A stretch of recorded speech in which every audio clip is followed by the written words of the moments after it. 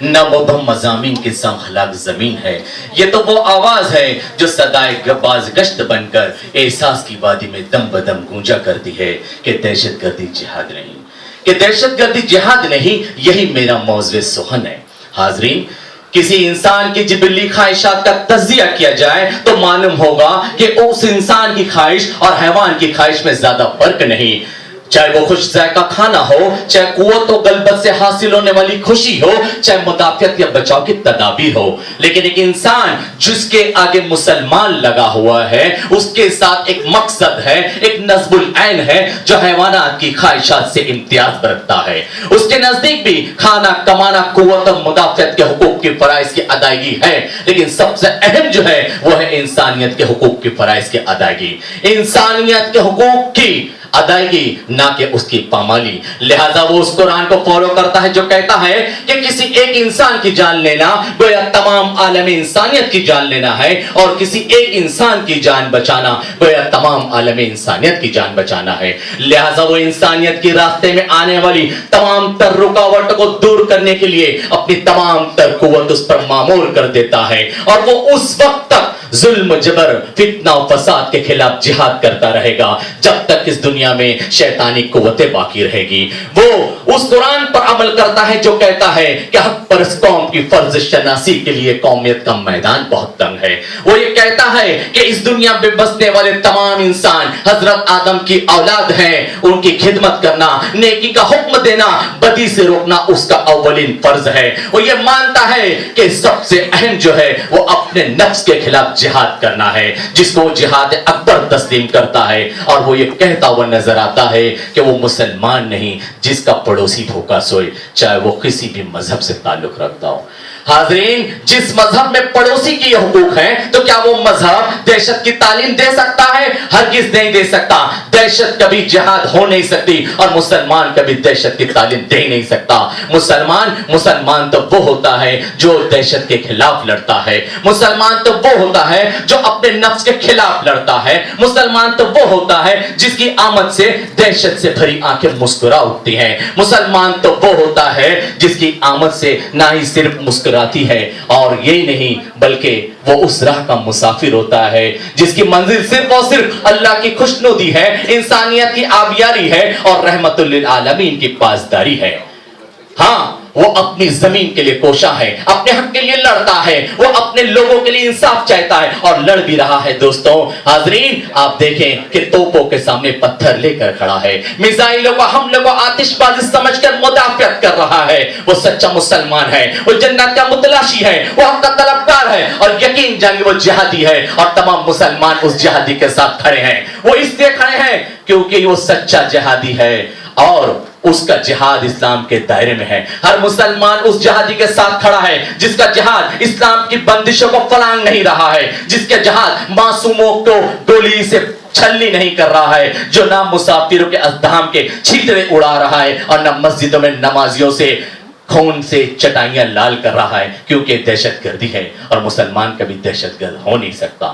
ہاں، کوئی مسلمان سرکشی اختیار کر کے اپنے حق پہ دست درازی کرتا ہے تو گویا وہ اپنے خون کی قیمت کھو دیتا ہے، اس کا خون نہیں ہوتا بلکہ پانی ہو جاتا ہے۔ اور مجاہد کے نزدیک سب سے اہم جو ہے وہ صرف اور صرف اللہ کی خوشنودی ہے، نہ کہ دنیا کی مال و دولت اور حکومت کی وسعت ہے۔ لیکن اس کے باوجود دہشت کے نام پر مسلمانوں کو بدنام کیا جا رہا ہے کہ مسلمان دہشت گرد ہیں، جہاد سے جوڑا جا رہا ہے کہ دہشت گردی جہاد ہے۔ آپ دیکھیں، کبھی القاعدہ کے نام پر، کبھی حزب المجاہدین کے نام پر، کبھی انڈین مجاہدین کے نام پر، کبھی ISI کے نام پر، کبھی جیش محمد کے نام پر، جبکہ تمام دنیا کے مسلمان چیخ و پکار کے ساتھ یہ کہتے نظر آتے ہیں کہ اگر القاعدہ کا جنگی قاعدہ اسلامی طرز کا نہیں ہے تو دہشت گردی ہے، اور دہشت گردی اسلام ہو نہیں سکتی۔ اگر جیش محمد کا تیش محمدی نہیں ہے تو دہشت گردی ہے، اور دہشت کبھی کوئی اسلام ہو نہیں سکتی۔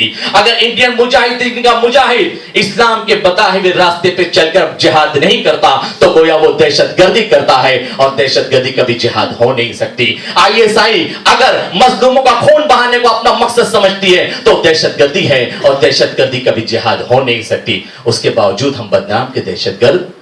حاضرین، प्यून से लेकर पीएम तक, पीएम से लेकर यूनाइटेड नेशन तक हर कोई ये कहता नजर आ रहा है कि दहशतगर्दी का कोई मजहब नहीं होता।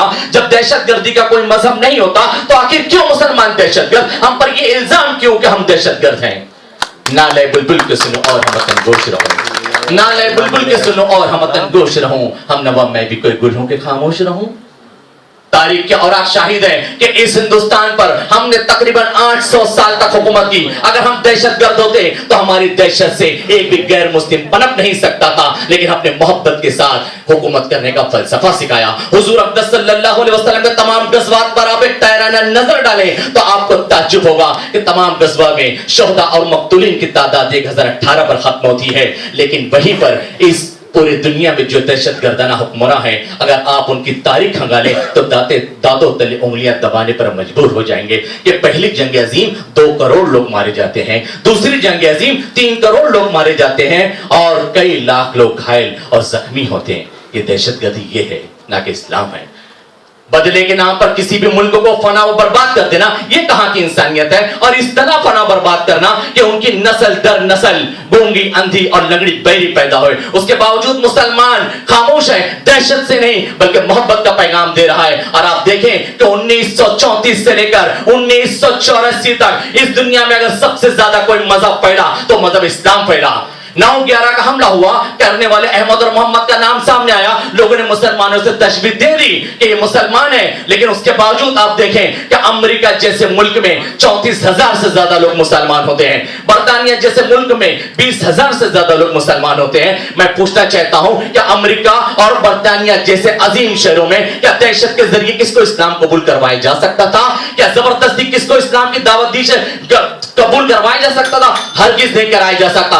जब मुझसे पूछा गया तो उन्होंने कहा कि इस्लाम दहशतगर्दी का मजहब नहीं, यह मोहब्बत का, रवादारी का, गिरदों को थामने वालों का, आंसुओं को पोंछने वाले का मजहब है। ना इसका कभी दहशतगर्दी से कोई ताल्लुक था, ना कभी दहशतगर्दी से कोई ताल्लुक है और ना कभी दहशतगर्दी से कोई ताल्लुक रहेगा। निहायत अफसोस के साथ मुझे कहना पड़ता है कि ज़हन दिल पर तासुब का गुजर होता है, कि ज़हन दिल पर तासुब का गुजर होता है। सारे जज्बात उसी रंग में ढल जाते हैं, उसकी तामीर भी तखरीब नजर आती है जिसकी जानिब से खैर